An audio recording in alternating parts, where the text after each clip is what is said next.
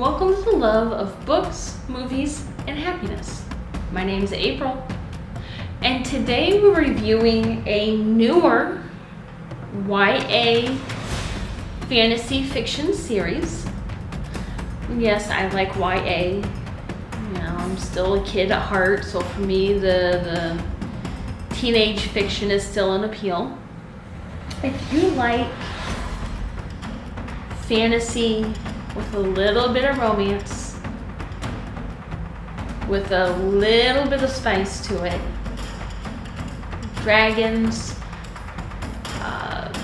drama, and mystery, you're gonna like this. We're reviewing Fourth Wing by Rebecca Yarros. Yarros? My apologies if I say that wrong. So, Fourth Wing, this is, I say new, I'm actually pretty sure this is recently new, in the last year or so. Yeah, 2024. Just checking here. Copyright, published, yeah. So it is this year. 2023 was the copyright.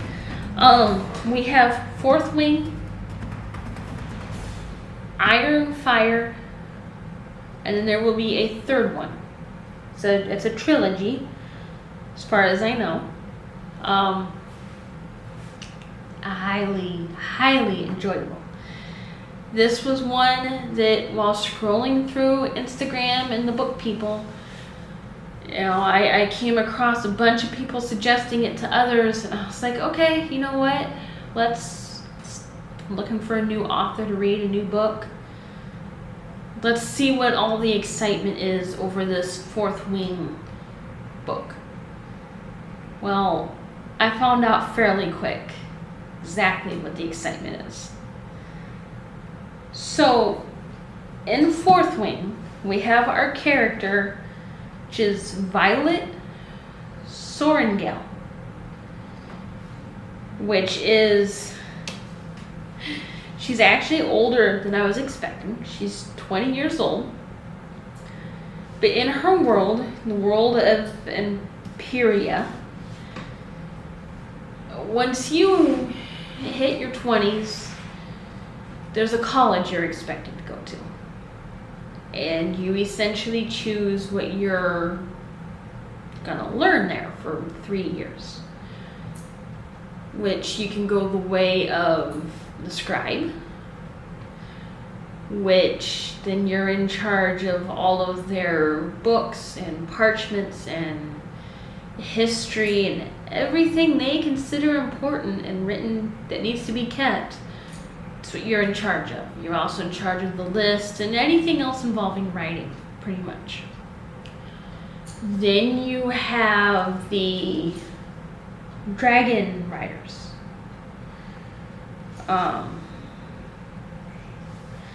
The dragon riders is a lot more deadly, but they're the ones that are essentially like the army.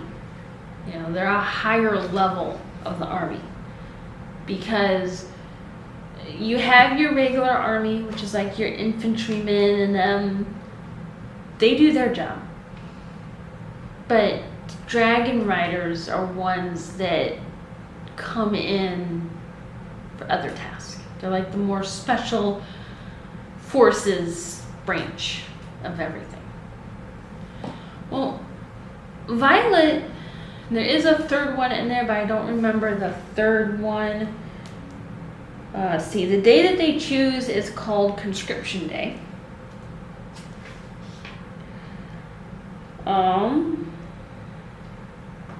Healers. So there's 4. It's healers, scribes, infantry, or riders. So the healers, that's, you know, one needs an explanation on that. That's like the doctors, the nurses. They have a talent for mending people and healing injuries.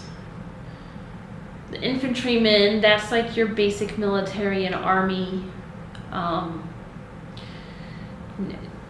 You know, the They're the soldiers and the guards and the protectors of the city.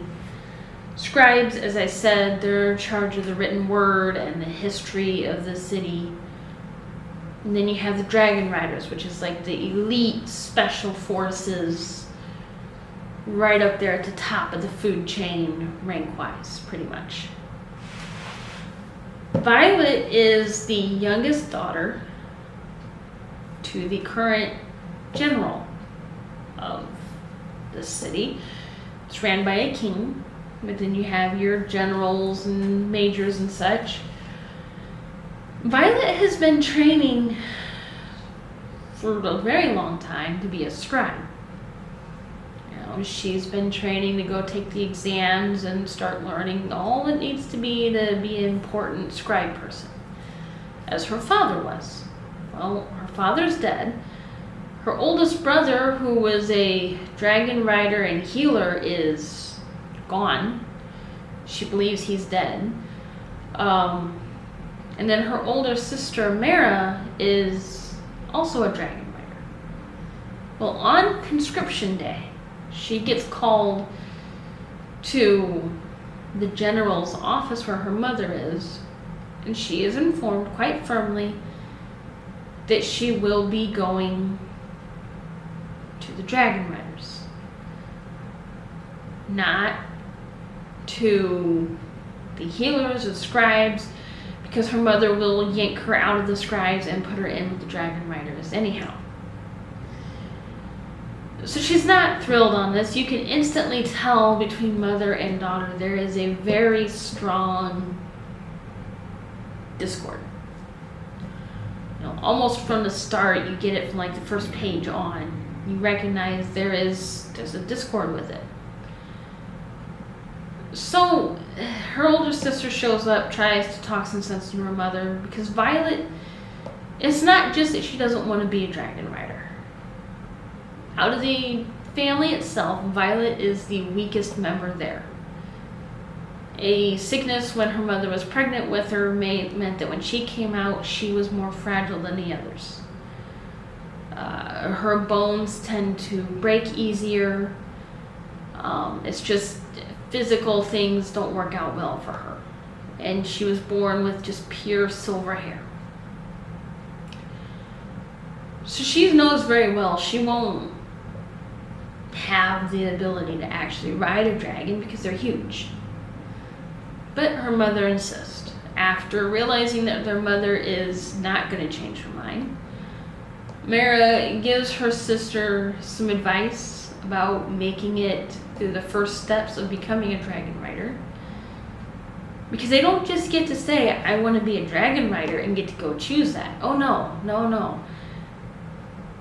They're faced with a test almost from the first instant. They're not going to make it easy on the people that want to do this. So their very first task is they have to prove their courage by crossing over they call it a parapet or a parapet. I'm almost picturing like a stone, very narrow-edged stone wall that they have to walk across that you can easily fall off of and fall to your death. They have to get across that first. So Mara helps her braid her hair, fixes her bag of things that she's supposed to take so she can actually carry it, and gives her a few other items to help her survive while she's there. It's all she can really do. She has a limited time in which they can do this. So we follow Violet through the absolute terror of the first obstacle. And then throughout the rest of the story, we are following her as she does make it across the parapet. So she's made it through the first obstacle, which is good. But then there's going to be other issues. You see, along with the obstacle of just getting over a wall you can fall off of, seeing dragons for the first time and hoping that the dragons consider you worthy and don't burn you to death while you're standing there, which does happen to some, you also have the problem of there's more students looking to be a dragon rider than there are dragons willing to bond with a human. That being said, the students are willing to kill one another to survive.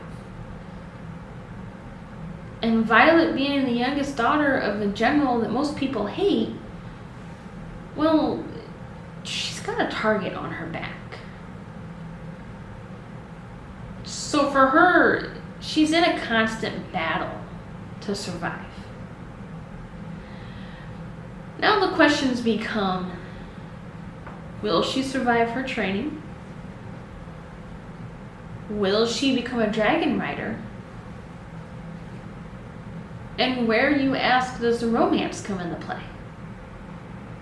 Well, without giving too much away, because I don't want to completely spoil it for everyone, there's a romance. There's technically two, sort of. She's got a childhood friend, Dan. She hasn't seen him since he became a dragon rider. She's always had a crush on him. And now he's there. And she ends up in his wing, which is the way they're set up is almost like, squadrons or whatever you would be in military. For them, it's wings, like the 4th wing, 2nd group of the 4th wing, that kind of thing. But there's another person who's above Dane. And he's one, Xaden is his name. He is one to keep your eye on, because things will get interesting throughout the book. So far, on my first read of the 4th Wing, I give this book a 4.7 out of 5 stars. It's a very engaging story that almost instantly pulls you in. From like the very first chapter. I mean, literally, the very first. When the first sentence is, conscription day is always the deadliest. Maybe that's why the sunrise is especially beautiful this morning. Because I know it might be my last. That's a good set of sentences to just catch your attention and pull you in almost immediately. And that's from page 15 of 4th Wing. It's directly from the book. It is a very longer book for some. I'm not going to say it's not. It is. For those of us that read fast, it wasn't much of an effort. But for those that take longer to read, this might take you a little longer, which that's fine. But the story itself is 865 pages. Chapter 1 technically starts on page 15. You get a bunch of little copyright info, maps in the Emerald Sea, and in their place where they live, Navarre.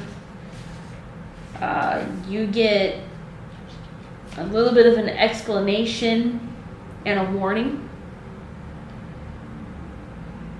The warning is very clear that 4th Wing is a non-stop thrilling adventure fantasy set in the brutal and competitive world of a military college for dragon riders, which includes elements regarding war, battle, hand-to-hand combat, perilous situations, blood, intense graphic language, and sexual activities that are shown on the page. Readers who may be sensitive to these elements, please take note. And if you are, I'm going to say this is my section adding to it, but if you are ready, then prepare to enter the Basgiath War College. I saw that warning, and I know if any book has a warning at the beginning, you should take heed and pay attention to it.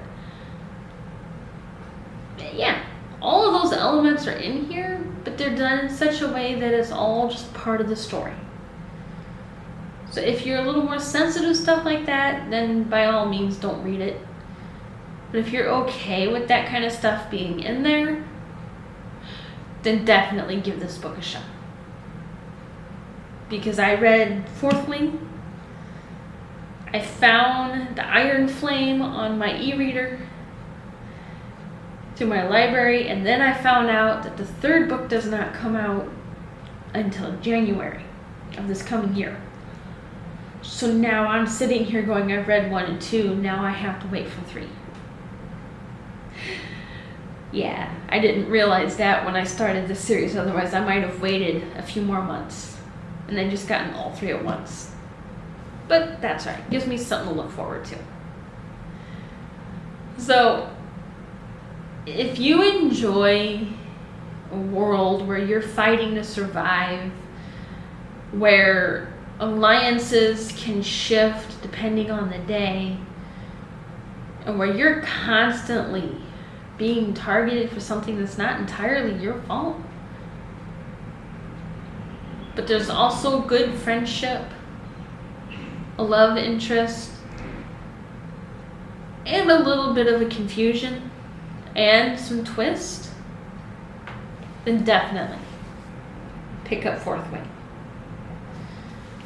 Just because it's YA does not mean it's not a good book.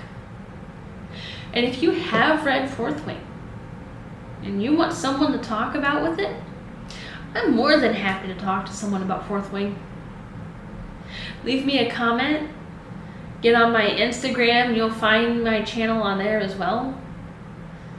I'm thrilled to talk about books, and I am more than thrilled to discuss this book because this is definitely full of things you can talk about.